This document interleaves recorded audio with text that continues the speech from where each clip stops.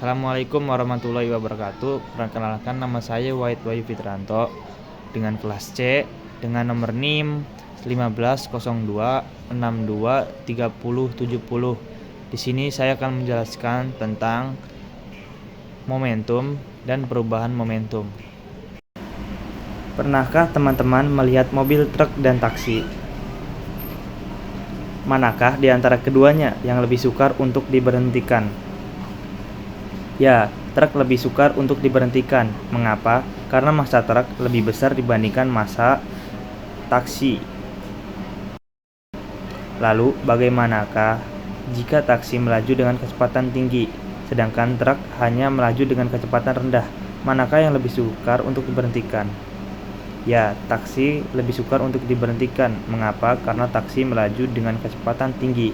Peristiwa tersebut merupakan contoh dari momentum. Apa sih yang dimaksud dengan momentum? A. Pengertian momentum. Momentum adalah besaran yang menunjukkan ukuran kesukaran untuk memberhentikan gerak suatu benda.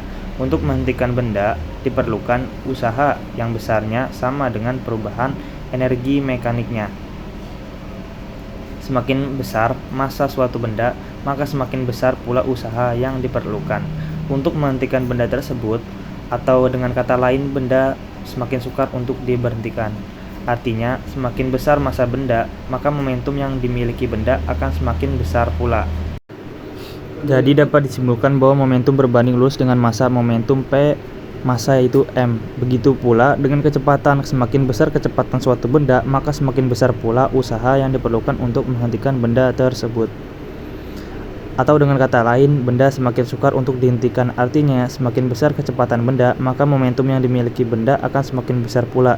Jadi dapat disimpulkan bahwa momentum berbanding lurus dengan kecepatan. Momentum P, kecepatan yaitu v. B. Rumus momentum. P yaitu momentum sama dengan M yaitu massa kali V yaitu kecepatan. C. Jenis-jenis momentum. Momentum terdiri atas dua jenis, yaitu momentum linear dan momentum angular. Apa itu momentum linear dan momentum angular? Yuk kita bahas satu persatu. Momentum linear. Momentum linear adalah momentum dari benda yang bergerak secara translasi. Artinya momentum ini adalah momentum yang dimiliki oleh benda-benda yang bergeraknya lurus.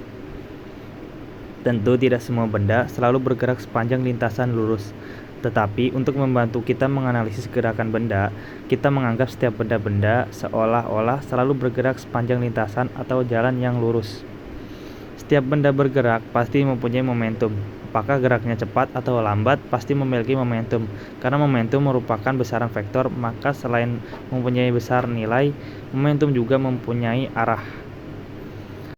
Arah momentum linear sesuai dengan arah kecepatan. Besarnya nilai momentum linear suatu benda merupakan hasil kali massa benda dengan kecepatan gerak benda tersebut.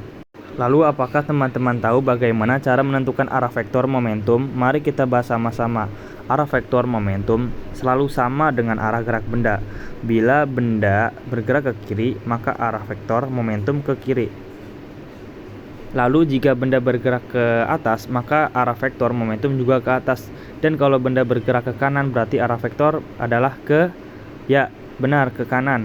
Nah, sekarang teman-teman sudah paham kan bagaimana cara menentukan arah vektor momentum. Momentum angular atau sudut. Momentum angular adalah momentum dari benda yang bergerak secara rotasi. Artinya momentum ini adalah momentum yang dimiliki oleh benda-benda yang bergeraknya melingkar atau berputar. Dikatakan momentum sudut karena ketika melakukan gerak rotasi, setiap benda mengitari sudut tertentu. Dalam hal ini, benda berputar terhadap poros alias sumbu rotasi. Hukum kekekalan momentum sudut menyatakan bahwa jika torsi total yang bekerja pada sebuah benda tegar sama dengan 0, maka momentum sudut benda tegar yang berrotasi bernilai konstan. Hukum kekekalan momentum sudut merupakan salah satu hukum kekekalan yang penting dalam fisika. Karena matematis, pernyataan hukum kekekalan momentum sudut dapat dibuktikan dengan persamaan hukum Newton untuk gerak rotasi terhadap momentum. Perbedaan yang mencolok dari kedua momentum ini adalah bentuk lintasannya. Momentum linear memiliki lintasan yang lurus, sedangkan momentum sudut memiliki lintasan melingkar. Apa aja sih penerapan momentum dalam kehidupan sehari-hari? Yang pertama, D. Penerapan momentum dalam kehidupan sehari-hari. 1. Mobil menabrak pohon. Sebuah mobil bergerak dengan laju tertentu kemudian menabrak pohon.